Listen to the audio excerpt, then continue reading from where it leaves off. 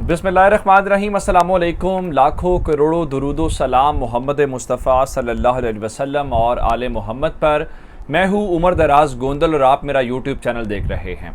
नाज़रीन, ख़त को लेके क्लैरिटी आपको हो चुकी होगी कि ख़त कहाँ से आया है, या जो बातें आपके सामने मैंने रशियन मीडिया वाले जो क्लेम्स किए जा रहे हैं, फिर जो ये बात आपके सामने मैंने रखी कि हत्ता कि कहा जा रहा है कि ख़त था ही नहीं, वो सारी बातें मैंने आपके सामने रखनी हुई हैं। अब मैं अगली बात की तरफ जा रहा हूं। सिर्फ खत सरप्राइज नहीं था, बल्कि एक और सरप्राइज जो है वो नवाज शरीफ की लंदन में मुलाकातें हैं, जिसके मुतालिक इमरान खान ने भी इशारा दिया था और आज वफाकी वुज़रा ने भी बात की है। तो उस हवाले से उन मुलाकातों का पोल खुल गया है। मैं आपको बताऊंगा कि नवाज शरीफ ने 4 मार्च को किसके साथ मुलाकात की है और वो मुलाकात करना नवाज शरीफ के अपने ही माजी के नैरेटिव के खिलाफ किस तरीके से है, और वो मुलाकात क्या वाकई किसी ऐसी शख्सियत से मुलाकात की गई है जो फौज के बारे में या पाकिस्तान के बारे में उनके क्या जज्बात या क्या तासुरात है।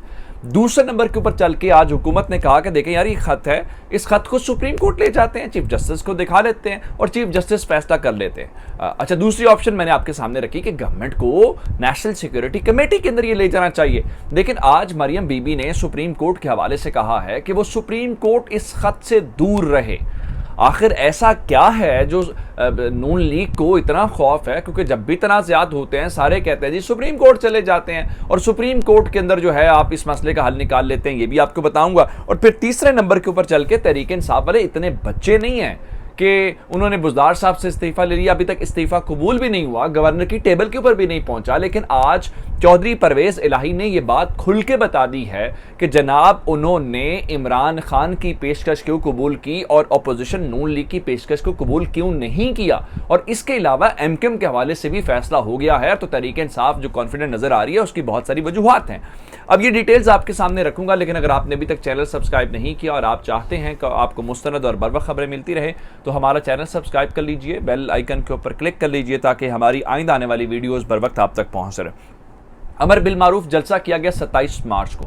उस जलसे के अंदर 2 बातें इमरान खान ने की थी। पहली ये थी कि देखें जी, जेब से निकाला और कहा यह खत आया है और इस खत के सामने मैं झुकूंगा नहीं, मैं मुल्क की सलामती के ऊपर कंप्रोमाइज नहीं करूंगा, मैंने कौम से वादा किया हुआ था, मैं डट के खड़ा हूंगा। दूसरी बात एक और थी, उन्होंने कहा कि वो लंदन में बैठा हुआ गोंगलू मोंगलू, ये अल्फाज इमरान खान कहते मेरे नहीं हैं।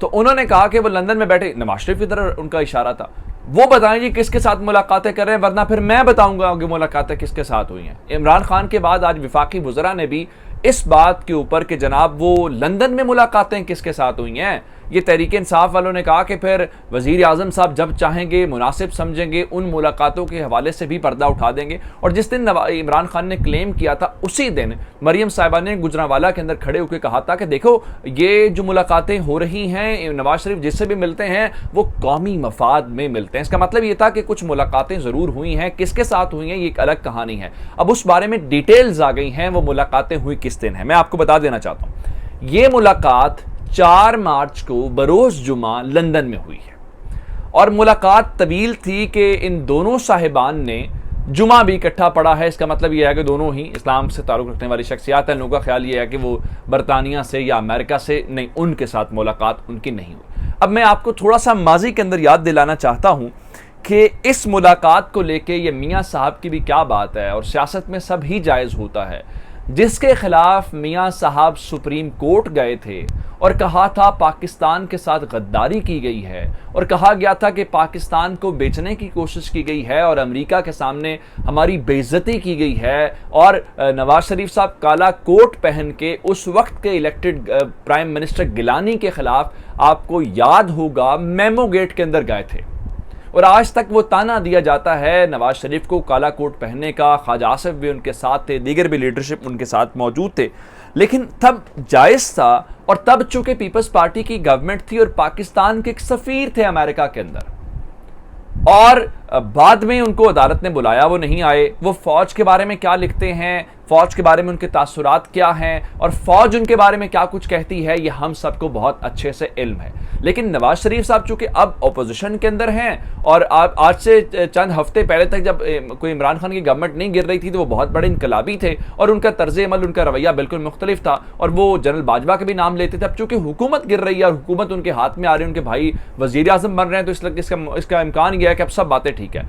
तो 4 मार्च को नवाज शरीफ साहब जो हैं उसी शख्स को जिसके खिलाफ वो अदालत गए, जिसके बारे में फौज के तासुरात मैं आपको बता चुका हूं, उसके फौज के बारे में यानी हुसैन हक्कानी जो है, जो फॉर्मर एम्बेसडर है पाकिस्तान का वाशिंगटन के अंदर, और उसको पाकिस्तान बहुत अदालतें बुलाती हैं लेकिन वो साहब यहाँ पे आते नहीं हैं। तो 4 मार्च को जिस मुलाकात का हवाला दिया जा रहा है, जिस 4 मार्च की मुलाकात के हवाले से इनसे वजाहत मांगी जा रही है, वो बहुत सारे सहाफ़ियों ने इस हवाले से लिखा भी है, बहुत सारे ज़राए भी दावा कर रहे हैं कि हुसैन हक्कानी के साथ वो मुलाकात हुई है और हुसैन हक्कानी वाली जो मुलाकात है वो असल में प्रॉब्लम है। अब एक जानिब तो मुलाकात है, दूसरी जानिब ख़त है। सुप्रीम कोर्ट को लेके आज हुकूमत ने कहा कि देखें, हम ये ख़त चीफ जस्टिस को दिखा देते हैं, हम ये नहीं कह रहे कि किसी कोर्ट प्रोसीडिंग का पार्ट बनाते हैं, हम नहीं कह रहे कि कोई जुडिशल कमीशन बनाया जाए।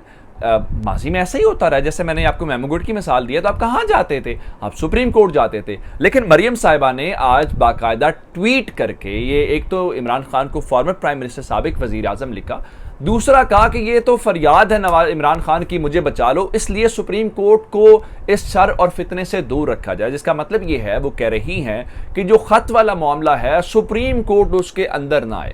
अब इसके पीछे क्या दलील है, क्या लॉजिक है, ये बात समझना बहुत ज़रूरी है कि इसके पीछे क्या वजूहात जो है वो हो सकती हैं। अब दूसरी जानिब मामला है चौधरी परवेज़ इलाही का। चौधरी परवेज़ इलाही साहब के ऊपर जी कल तक जो लोग कह रहे थे कि चौधरी परवेज़ इलाही जो हैं वो देखें अपोजिशन के साथ हैं, उनका ज़मीर जाग गई है। अब जब वही काम इमरान खान अपने इत्तेहादियों को बनाए तो गलत है, लेकिन आप मुखालिफ पार्टी के अरकान को मना लें तो वो उसूल है और वो ज़मीर जागना है। लेकिन ज़ाहिरी बात है सियासत है और सियासत के अंदर आपको मुखालिफ को हर वक्त क्रिटिसाइज़ करना होता है, उसके बारे में बुरा बोलना होता है और अपने आप को उसूली और हक परस्त साबित करना होता है।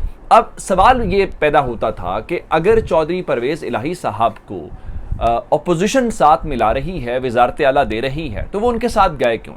एक तो उन्होंने कहा देखें, जो हमें पेशकश कर रहे थे, मैंने आपको आज क्या बताया था, मैंने कहा था कि नवाज शरीफ नहीं चाहते शहबाज शरीफ वज़ीर आज़म बने। आज यही बात की तस्दीक जो है वो चौधरी परवेज़ इलाही ने की है। उनका 35 साल के बाद वो हमारे घर तशरीफ़ लाए और उसके बाद हमें जब खाने पे बुलाया शहबाज शरीफ लोगों ने, हम उनकी तरफ खाना खाने नहीं गए। हम खाना खाने क्यों नहीं गए? उनका खाना खाने इसलिए नहीं गए कि चूंकि हमें ये कहा गया या हमें ये मालूम हो गया, एक तो हमें 3 महीने से ज़्यादा ये वज़ीर आला बर्दाश्त नहीं करेंगे, दूसरा मरियम साहिबा का मौक़िफ़ और उनका ग्रुप ये समझता है कि इनके पास 5, 7 या 10 सीटें हैं तो हम इनको वज़ारत आला क्यों दे दें। जिसका मतलब ये है कि मरियम साहिबा उस ट्रैक की तरफ नहीं जाना चाहती जहां पे मसाइल हल हों और शहबाज शरीफ साहब वज़ीर आज़म बने। अब इस चीज़ को लेकर उनका हमें खान साहब ने खुद कॉल की, खान साहब ने हमें इशारा दिया, हम उनकी तरफ जो है वो आ गए और फिर उन्होंने माजी की मिसाल भी दी कि हमारे साथ 3 बार जो नून लीग है वो इससे पहले धोखा कर चुकी है, इसलिए हम उनके साथ। और तहरीक इंसाफ क्या कर रही है? तहरीक इंसाफ ने उस दिन मोने सलाई की मौजूदगी में इमरान खान साहब ने बुज़दार साहब को फ़ोन करके उनसे इस्तीफ़ा ले लिया, लेकिन इस्तीफ़ा जनाब कबूल नहीं करवाया अभी तक। आज बुज़दार साहब ने यही कहा ना, मेरा इस्तीफ़ा मैं दे चुका हूँ, कबूल होगा तो मैं अलग हो जाऊँ। चौधरी परवेज़ इलाही को कहा गया, चूंकि 3-4 दिन की बात है जी, 3 अप्रैल को वोटिंग हो जानी है, उनसे कहा गया है कि आप मुनहरिफ अरकान को वापस लाएं, आप इत्तेहादियों को मनाएं, तहरीक इंसाफ के खिलाफ तहरीक अदम एतमाद नाकाम बनाई जाए। जिस दिन अदम एतमाद नाकाम होगी, अगले मोमेंट गवर्नर चौधरी सरवर की टेबल पे वो समरी पड़ी होगी इस्तीफे वाली, और वो जनाब अली इस सिलसिले में जो है वो दस्तखत कर देंगे। और फिर आज राना सनाउल्लाह ने कहा, हमने तो ये जो बुज़दार साहब के खिलाफ तहरीक अदम एतमाद लाई है, ये तो हमने चौधरी परवेज़ लाई के कहने के ऊपर लाई है। एक और बात मैं आपको बताना चाहता हूँ, एमकेएम को लेकर चौधरी परवेज़ ने कहा कि वो ऑन बोर्ड हैं। मैंने कहा है हुकूमत को, इमरान खान को, खुद को गवर्नरशिप दे दें, वजारत बैरी उमूर दे दें, मसला हल हो जाएगा। और नून लीग के लिए बुरी खबर ये है कि तहरीक इंसाफ ये सब करने के लिए तैयार हो गई है। अब तक के अपडेट्स थी, चैनल सब्सक्राइब कीजिएगा। आपकी बातों का बहुत शुक्रिया। खुदा हाफिज़।